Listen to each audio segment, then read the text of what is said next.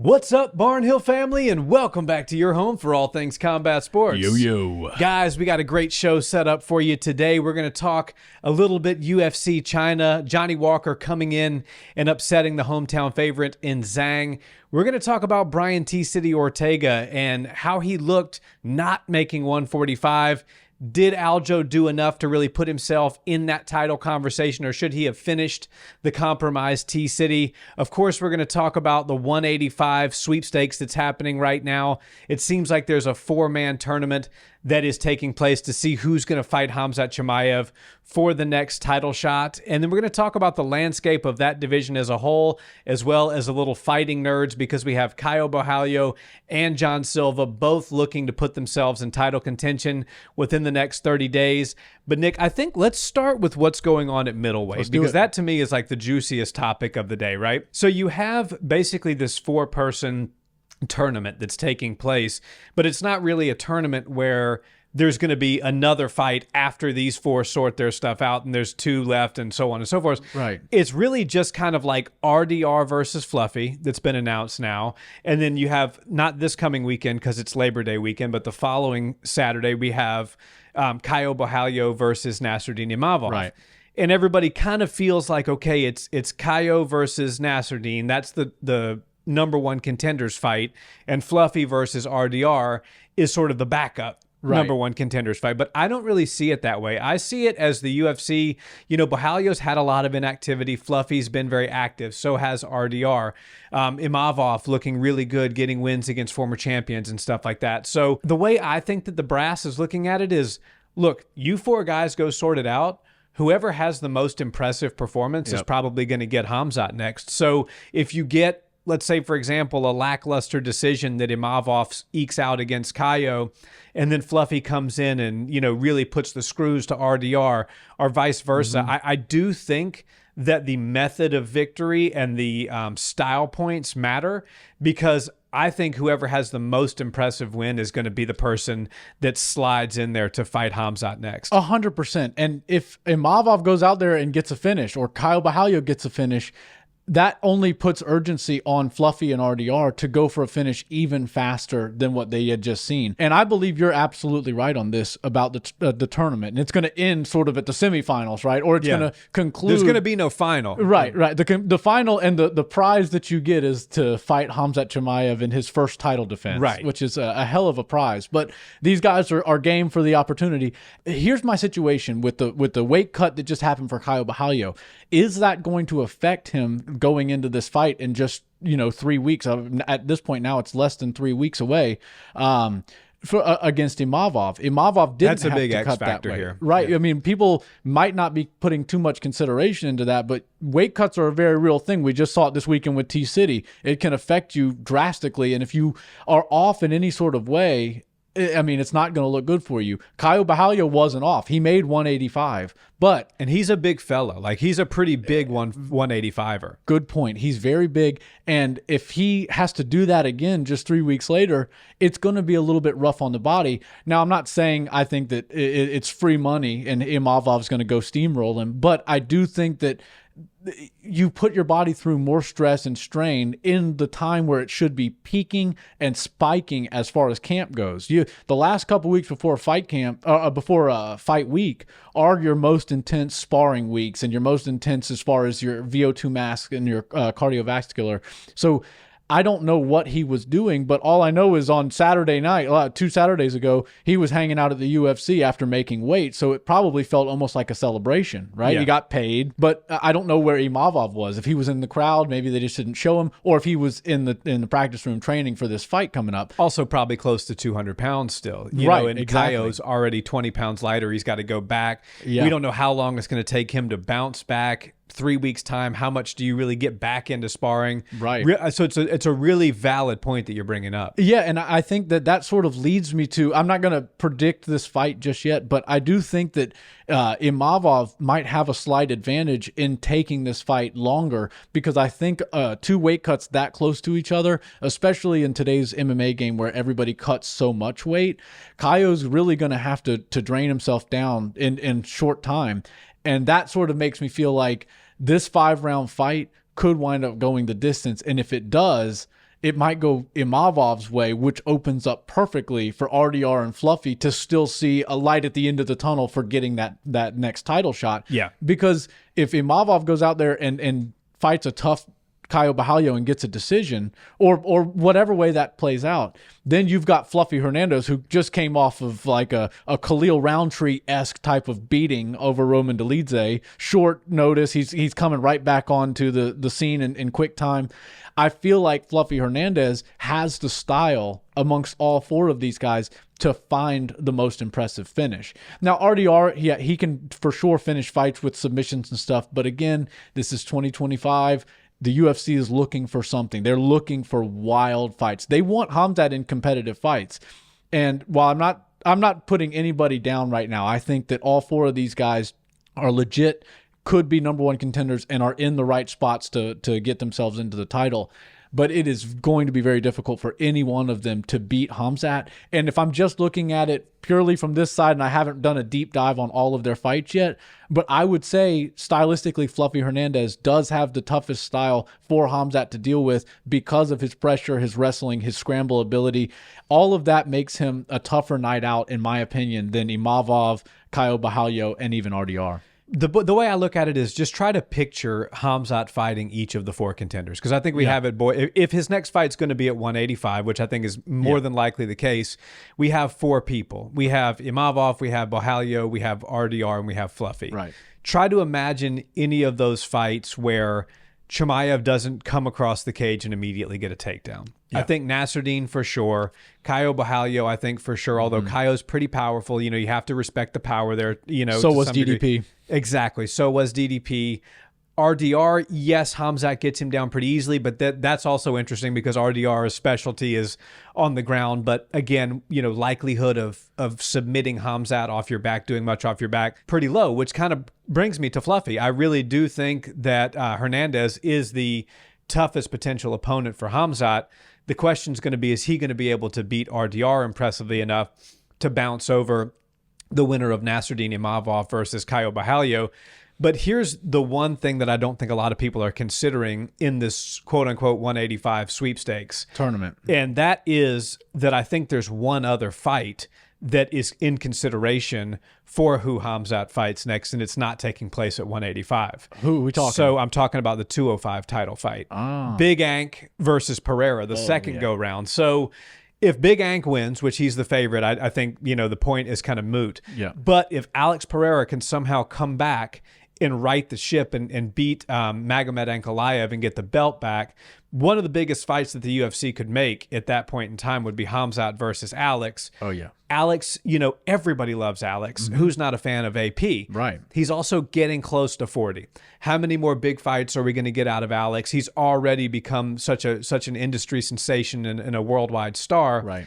The UFC, I think, will look to roll the dice on somebody like a Khamzat. Let's see if Khamzat can go take that belt. Stylistically, he matches up really well.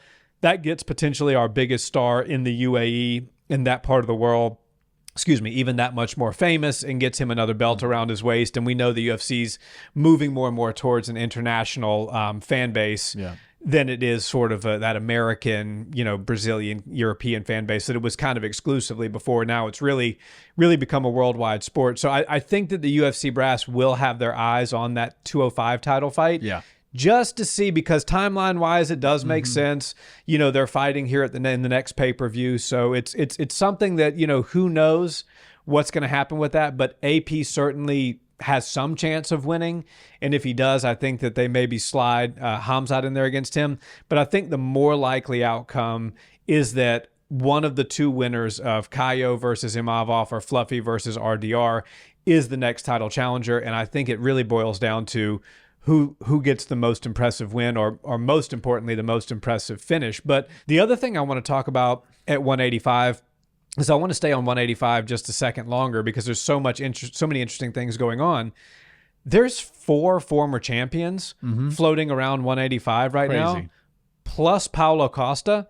And none of them even feel like they're one win away from a title shot. Right. So it looks like you're going to get Izzy Strickland. There's 2 of the champions there. It looks like Izzy's probably going to wait out this suspension that Sean Strickland's riding and fight him. Yeah.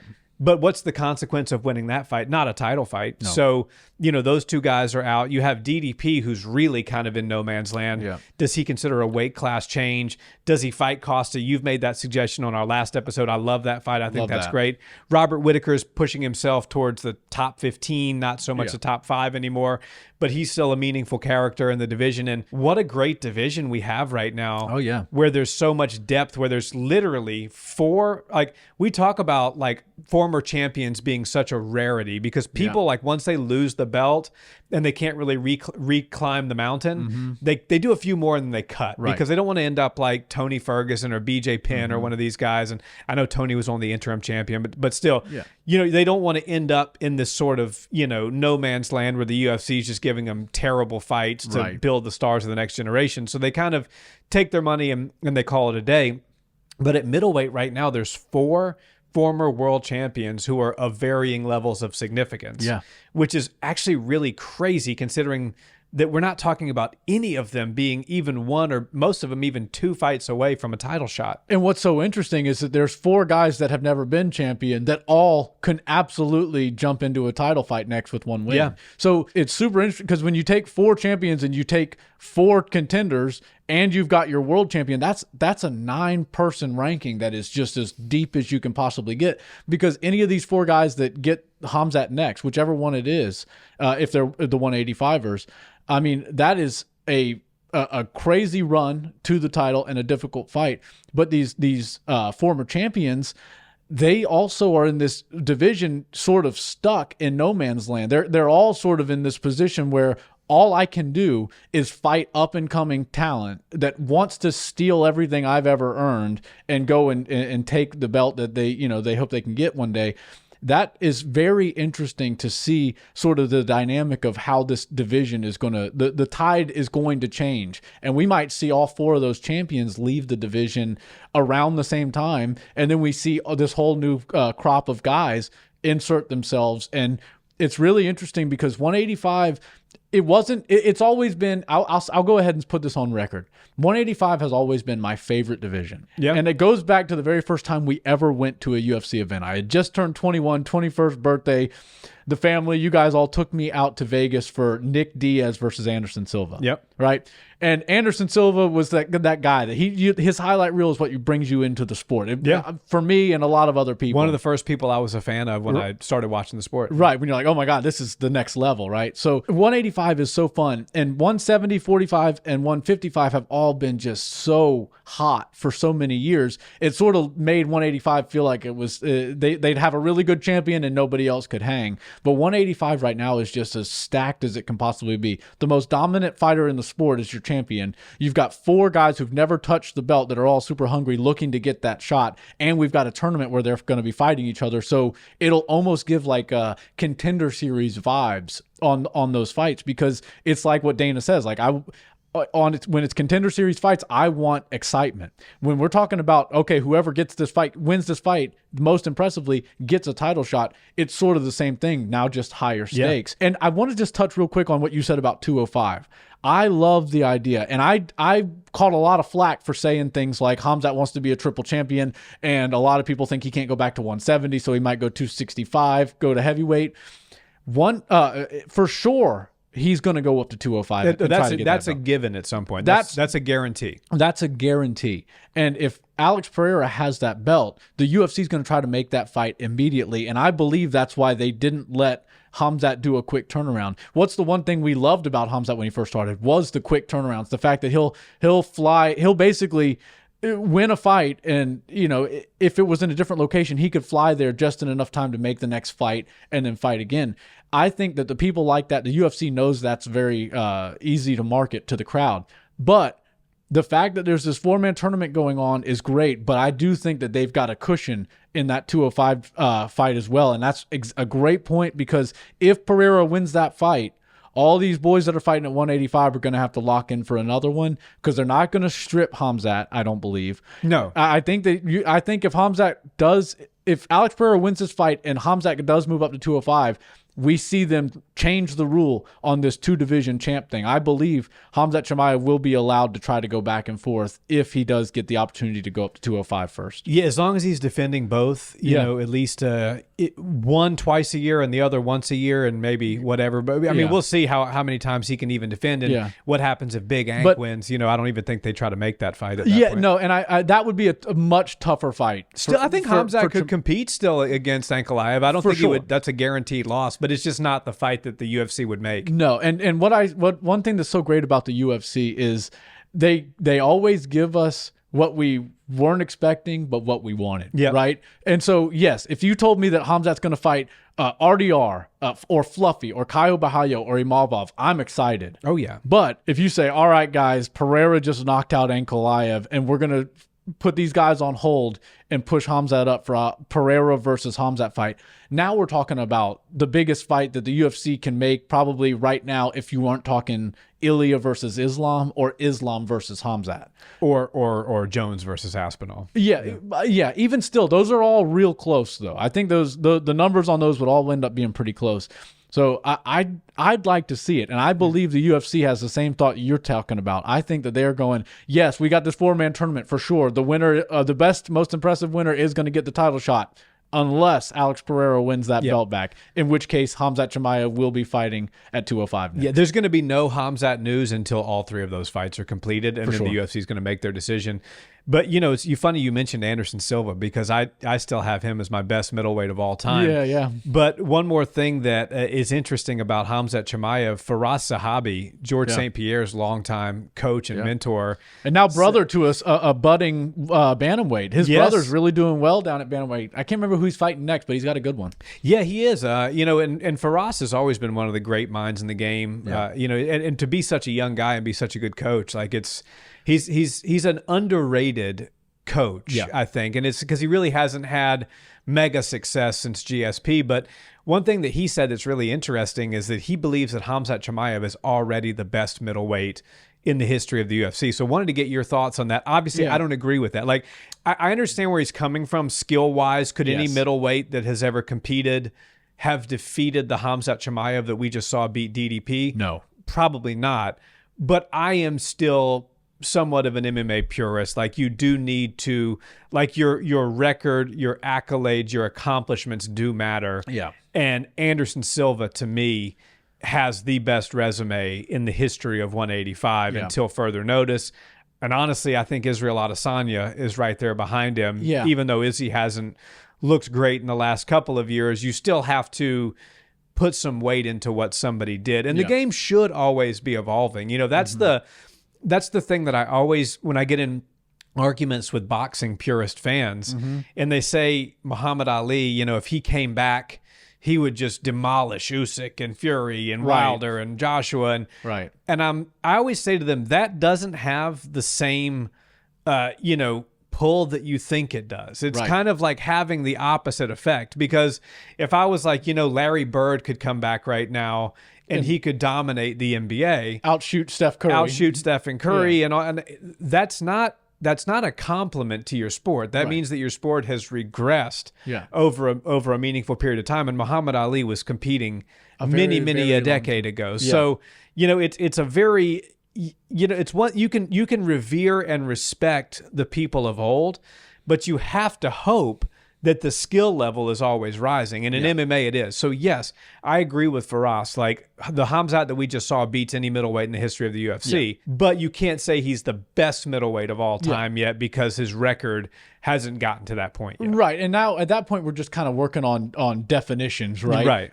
Khamzat Chimaev is the most talented middleweight that has ever existed, for sure. But he's not the most decorated. Right. And I believe when you're talking about the greatest of all time in a division, you have to go somewhat, you can't just go off skill. You have to go off some merit, some of accolades. So, you know, he has, people like Anderson Silva, Israel Adesanya, those were truly like historic title reigns, especially Izzy. I mean, I don't want to say anything because history just seems to make things seem less insane. Like, what Anderson Silva does was truly insane. And I think it was, what do you have, like 8 or 10 title defenses? I'm drawing a blank on the numbers. I think, It might have been 12. Somewhere between 8 and 13, let's just call it somewhere in there, which is insane. But in today's game of MMA, because the game has changed so much and the styles that you see are so fast, I almost am at this place where if a fighter in today's MMA can defend the belt half the amount of times as somebody who did in the Anderson Silva and the Demetrius Johnson days, if they can do it half the amount of time, I see that as equally as good. Yeah. So Pantoja, if he gets to 6 title defenses, I see that as the same as Demetrius Johnson's 12 title defenses back in the day when he was doing it, because the game is so hard, it's so competitive, and regardless of who you're fighting, like, yes, everybody's good at MMA now, but we're getting specialists in very specific things now that are really good.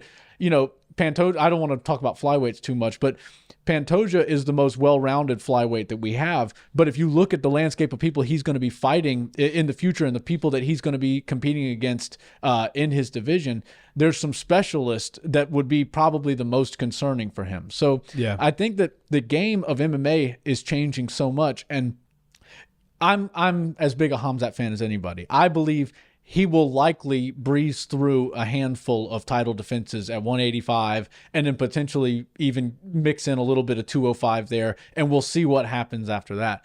But if he does go through he went through DDP, so if he beats one of these 4 guys that he's going to fight next, and then somehow matches up with a couple more of them, maybe gets one more champion who decides, he's going to go on a win streak, and it's Israel Adesanya, so it's another big name or something like that. If Khamzat can go through wins like that, I could see him being the undisputed best middleweight of all time. Yeah. But it's hard. It's hard to say it right now. I agree. I don't think that he needs to get to the amount of title defenses that Anderson Silva had or that Israel Adesanya had.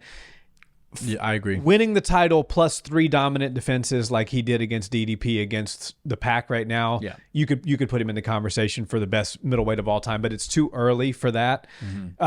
Want to switch gears. Let's talk a little bit about what we just saw this past weekend and what we had to go back and watch. Bright and early. I am as big of an MMA fan as anybody, but 2 a.m. just doesn't do it for me. I'm on that dad schedule. I'm in bed by 9:30, 10 o'clock, waking up at 6 a.m. So it's like, well, and I don't even have kids, but I sure as hell wasn't going to wake up at 2 o'clock in the morning to watch a free night of fights. You have no excuse. Yeah, I had no excuse, but I will say, as much of a fan as I am of the UFC and of MMA, I'm an even bigger fan of sleeping. So, we could not articulate sentences if we didn't get enough sleep on this show. So all that to say, we had to go back and watch the fights from this past weekend. 2 takeaways. One, the main event, Johnny Walker surprised a lot of people getting it done. Did damage to the leg of Zhang, and, good for him. He's Johnny's that guy that's just, he wins 1, he loses 2, he wins 2, he loses 1. But he's fun. I like Johnny Walker. I'm in for Johnny Walker. And even though he got his hand raised, the part that I was most excited about was the shaving of the mustache prior to the fight, followed by him literally going for the Khamzat Chimaev versus Kevin Holland takedown, fake the glove tap, go right to the back, except he didn't do it quite as clean as Khamzat Chimaev did. As a matter of fact, Zhang wound up on top of Johnny Walker. So it wouldn't be a Johnny Walker fight if something like that didn't happen. Right. And I guess we should all look at that and go, oh my God, what Khamzat's doing really is impressive, because it's one thing to be able to go and close the distance on somebody and grab them, but to control them and always stay on top is a whole nother level, because Johnny Walker's a great fighter. He knows how to control a fight in any realm.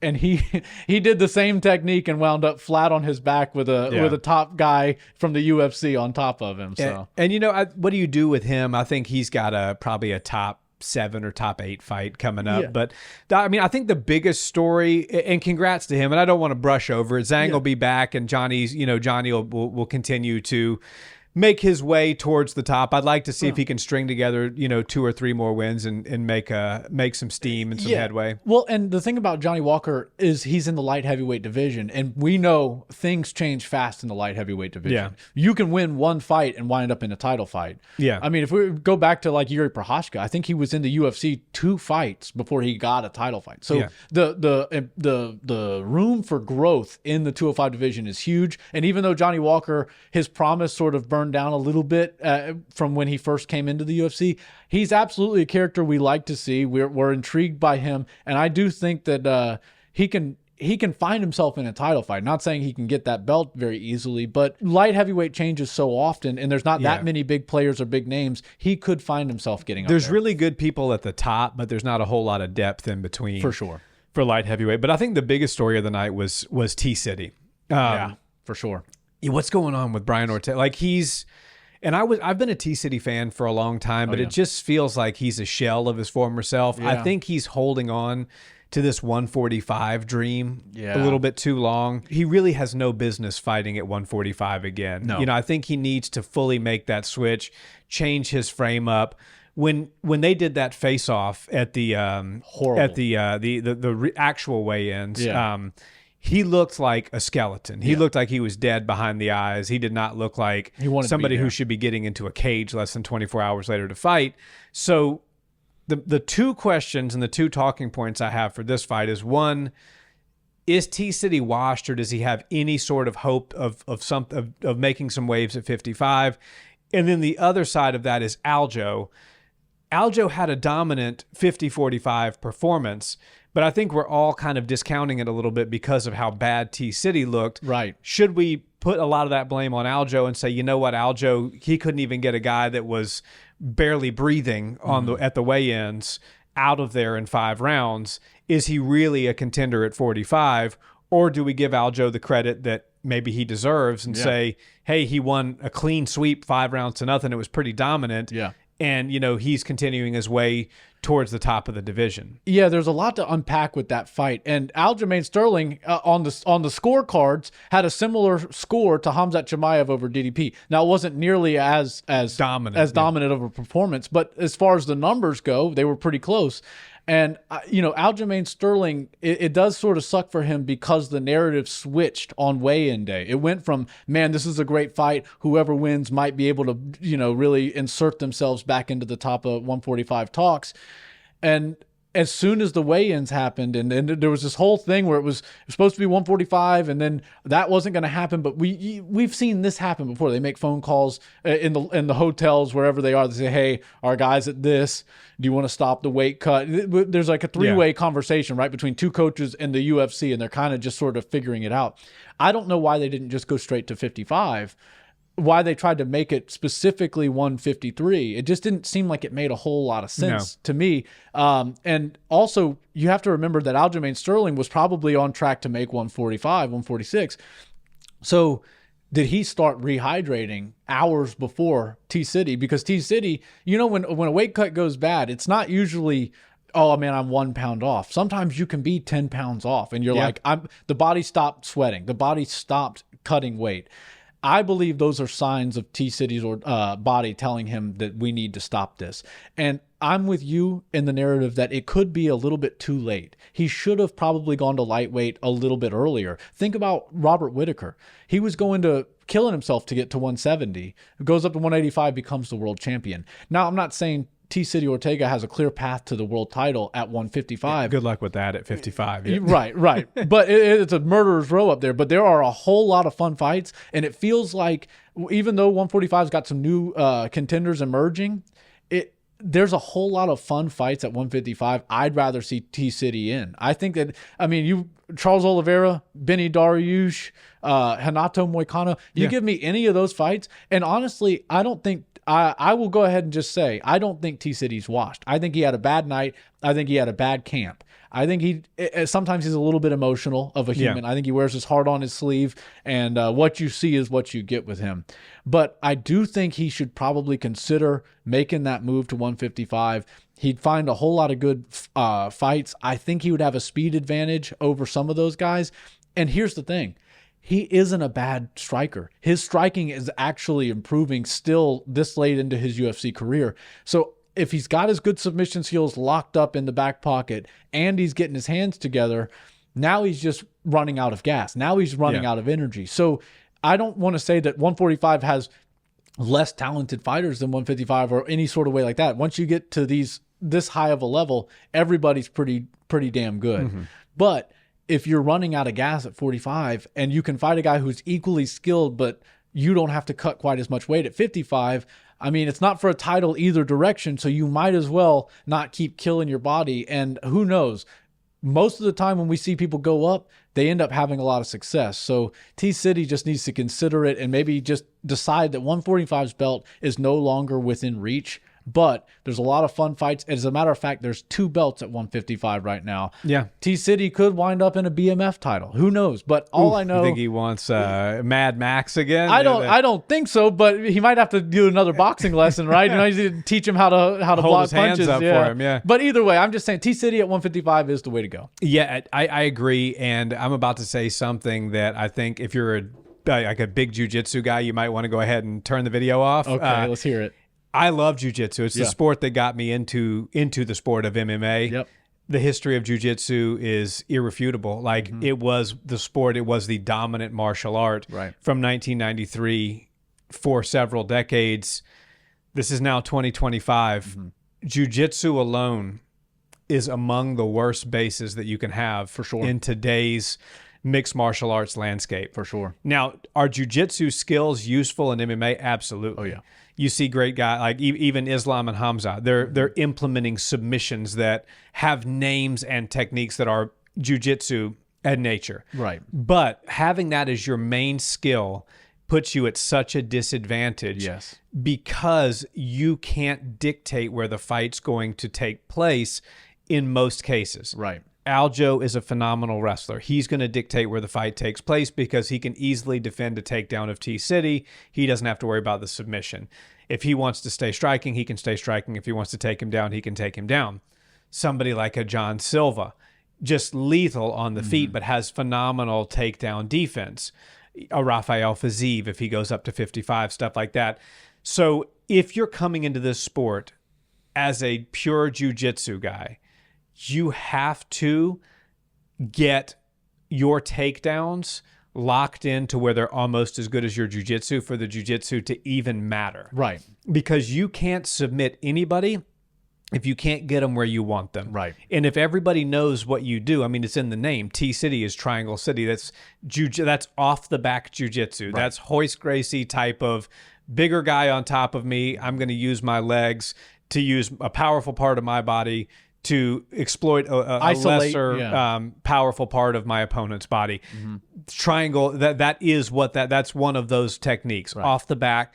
But that's a technique in MMA where you're losing. Right. If your back is on the ground and your opponent's on top of you, you're losing in today's MMA world. So it pains me to say it, but it's because I love Rener Gracie, and I think he's one of the best jiu-jitsu minds in the game and one of the best people out there, period, Seems like in a great general. Guy.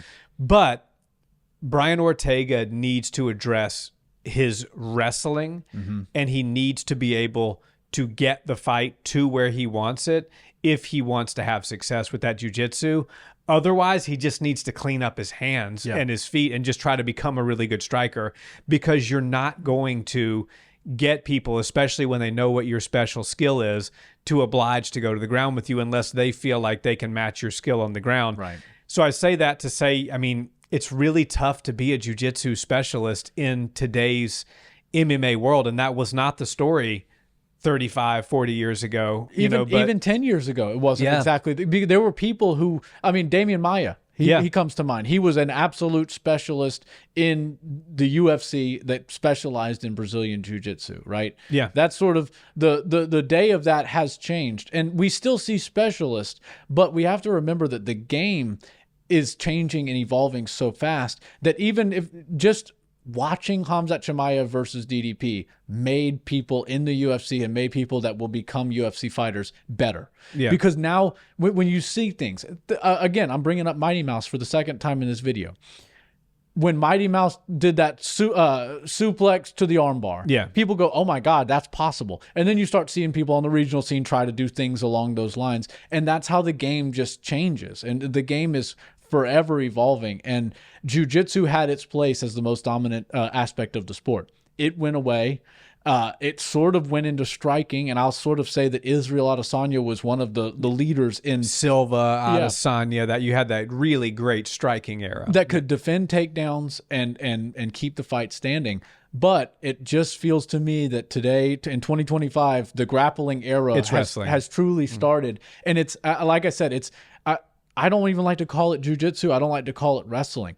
I like to call it grappling. Because MMA grappling. It is MMA grappling. Now, when you see guys, Carlos Prates, another one who's opening people's eyes. Same with Jack Della Maddalena. The way that they're able to defend takedowns. When a young fighter sees that, they go, oh my God, I can do that. All I got to do when the person shoots in on me is grab this leg and sprawl out this way and turn the corner here and then put some weight on this or maybe get a whizzer in. People are opening their eyes, and that's why the game is changing so fast. And I feel like if you are a specialist in a realm like Muay Thai, and this sounds even crazy to say, Muay Thai or Jiu-Jitsu, you can be at a bit of a disadvantage because we've got these dynamic movers who can strike really well. Yeah. Think of a Jean Silva. We're talking about Jean Silva once again. Ilia Topuria has decided, you know what? I don't like kicking range. I'm going to come inside of kicking range. Now you can't kick me, and I'm going to make you make mistakes with your hands, and I'm going to make you pay for them. Yeah. So we're taking aspects of the game out, right? Okay, well, the jiu-jitsu realm is completely gone if the person can't take you to the ground, right? Completely. So you now, might as well not even have jiu-jitsu skills. Right. So T-City Ortega would have needed Aljamain Sterling to take him down successfully for him to land a T-City triangle on Aljamain Sterling, right? And Aljo's got amazing posture and all that because he's a wrestler and a good jiu-jitsu fighter himself. And a coach who says, hey, the one place that he can probably give you some trouble is on the back. So even though you're a great wrestler, don't wrestle him. And then you win your fight via a different way. So I think that it's very interesting that we bring up sort of the way the sport's evolving, but it's crazy to see that jiu-jitsu went from the most dominant aspect of the sport and the most impressive discipline you can come into MMA with to essentially the least effective version of offense that you can have in MMA. And again, if you look at the stats of submissions in the UFC, I'm going to be off by a couple points, but 90% are rear naked chokes. Yeah. And then it's like 8% are guillotines. And then the other 2% makes up everything your arm else. bars, your kimuras, your heel hooks. Yeah. Anything like that. So there's so few submissions. When I first started training in MMA, I would be on mount, right? Try to punch somebody, get their hands up, and then I'd fall back on an arm and try to take it. As soon as you drop off of top position and take an arm, an MMA fighter is just going to wrestle right up, and now you've let them out of trouble. So I remember my coach Crew Bob said, no more leaving top position. We punch from the top. We look to take the back from the top if they're going to turn a lot, but we do not leave top position. So I had to modify all my jiu-jitsu. I threw out all of the good submissions, the sneaky stuff I knew, wrist locks and all this stuff. I said, now, if I'm not getting a rear naked choke, I'm just going to keep searching until I find something that is super high percentage. Yeah, that's what's high percentage. And, it's like we talked about this on the last episode. It's what Gordon Ryan, alluded to as the chest to chest and the chest to back. Like that is kind of the game right now because Islam takes people down very differently than Khamzat Chimaev does. But what's the one thing that they have in common is they have that immense chest-to-chest control and chest-to-back control. Yep. And once they get those positions, it's damn near impossible for their opponents to do get anything. Out. Yeah, they can't even get anywhere but flat. Exactly. And that's how they're beating these people. So, tough for T-City. I think he needs to make some adjustments to his game. I for sure think he needs to move up to 155. Yep. He's no spring chicken anymore. He's not an old fighter by any means, but he's not a young prospect anymore. No. He's got a few years left to try to make it right. Yep. And if he wants to make some noise, he needs to make it at lightweight. But to finalize today's show, I want to go back to 145 because it feels like the fighting nerds are just on the cusp of starting to fight for titles, right? Because Caio Borralho, if he can get past Nasruddin, he's probably going to get in the title shot. You've got Jean Silva taking on Diego Lopez, which is the fight I want to end on talking about today, giving our early thoughts on that, because it seems like they're pushing Silva.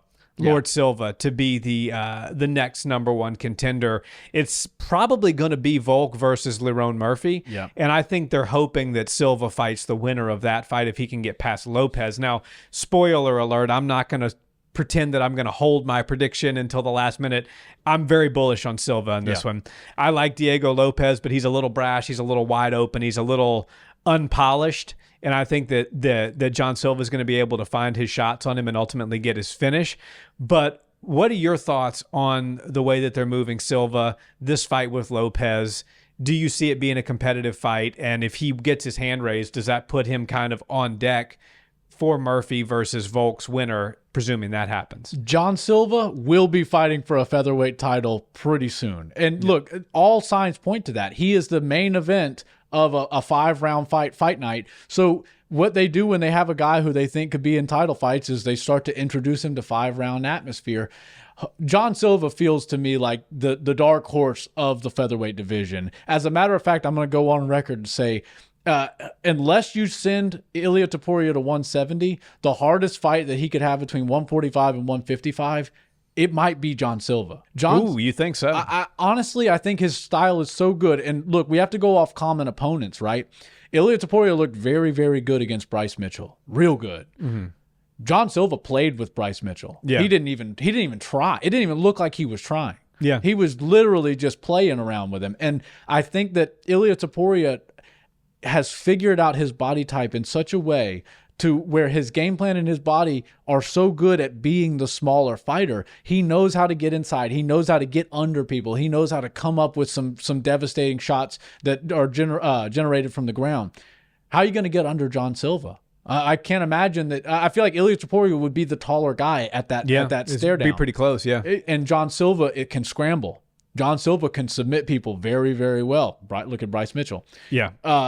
He's a well-rounded fighter. He's got that it factor to the highest level. I think of all the fighting nerds, John Silva has the most potential to be a mega star. Yeah. And I mean, the guy is just can't miss TV. Like when you watch John Silva fight, and he only came on our radar relatively recently. Yeah. The fighting and you can go back about 3 months in our videos and see that I predicted that John Silva will be the first champion fighting nerd. Hey, and I think that was when Prates and Caio were, operating at all cylinders. Yeah. And I got some flack for that, but I still hold true to that opinion. John Silva is your first champion of the fighting nerds. It's hard to disagree with that. And I know we've got Caio Bahallo. He just weighed in for a number one or a replacement alternate fighter. And he's got a fight on the horizon where if he wins it in impressive fashion, he gets a title shot. But you can almost say the same thing about John Silva. And I'm with you. I think John Silva will be the first fighting nerd to get a UFC belt. It's so interesting how fast the fighting nerds have risen to the top because it felt, we all knew who Caio Bahallo was. We're like, okay, there's this guy. He wears the glasses. Neck tattoos, free spirit. Yeah, I like this fella. Yeah. He's cool, but he says he's a nerd. Okay, no problem. We're down with that. It's something interesting. And then comes the smoker and the whiskey drinker with the Muay Thai tattoo. It's like, hold on. Yeah. What's up with these fellas? Yeah, and they're like, oh, wait, there's one of you in each of the divisions. And then we get Rufy, who, if you were watching any of the footage online, everybody was like, oh, Rufy is him. Rufy is the guy. He's the evolution of Conor McGregor striking, right? So we're like, and now there's a girl, like now apparently a female. I don't even remember her name. And then the she Polish fights guy, and she puts the nerd like the glasses on. Yeah, and then that Michelle whatever he is, he's Polish. I botched that, but he's a fighting nerd. I think you nailed his name. Yeah. Joe Rogan, he's a fighting nerd. Yeah. But no, so we start to see them, the fighting nerd glasses pop up in post-fight interviews more and more, and they almost never lose, so you see them every time they fight. And then John Silva and Rufy sort of came in with their statement wins, and you go, okay, these guys are actually operating on a high level. This team has figured something out, and they've got the sauce that works for them. But yeah, as far as the talent goes out of the fighting nerds, all of them can reach very high levels. But I think John Silva has the style, the it factor, the ability, and he's in the right division to just come straight in, guns a-blazing. And do you think Lopez can give him much of a challenge? Lopez is a great fighter. He knows how he's durable. He knows how to fight. He knows how to return fire. But John Silva is one of those guys who I don't know if you're going to find somebody who can move quite like him. I'm just going to nerd out a little bit because you need to go, guys, if you've not checked out the Instagram of the Fighting Nerds, go look it up. And John Silva in particular, he was working this one technique that was so cool. It was on, if somebody were to basically change levels, shoot in, and tie you up against the cage. So naturally what you do is you get sideways sort of in a sprinter stance, lower your base, get nice and heavy, try to lift them up above your to your waistline if you can. So what he was doing was, in that situation, he would make sure that the arms were separated from behind him so they don't have a grasp of him, but they have him sort of by both sides. And what he's doing is using their pressure to backflip out above them and then take their back. I'm not even describing it well enough, but the way he does it, there's a video on Instagram. Jean Silva standing there, somebody shoots in, and he does a backflip and winds up taking the back off of them and the pressure that they're pushing into him on the cage. I need to see that. There's the evolution of this game that we're talking about. I just think that Jean Silva is one of those guys who mentally, he like John Jones, can just come up with something on the spot, and it's the perfect technique for the scenario. And maybe we don't even have a name for it, right? We don't even know what it's called. Jean Silva, to me, feels like the best fighting nerd and the one that has the chance to win the belt first. But I do think we see a few fighting nerds get the belts. Yeah, and I think that's a perfect place to leave it. We can get more into those fights. We have a break this weekend. Yeah. Guys, thank you so much for watching this episode. We will come out with some great content next Sunday for Labor Day weekend as well. We hope you enjoy that with your families, and thank you for watching today's episode. We'll see you next time. Peace.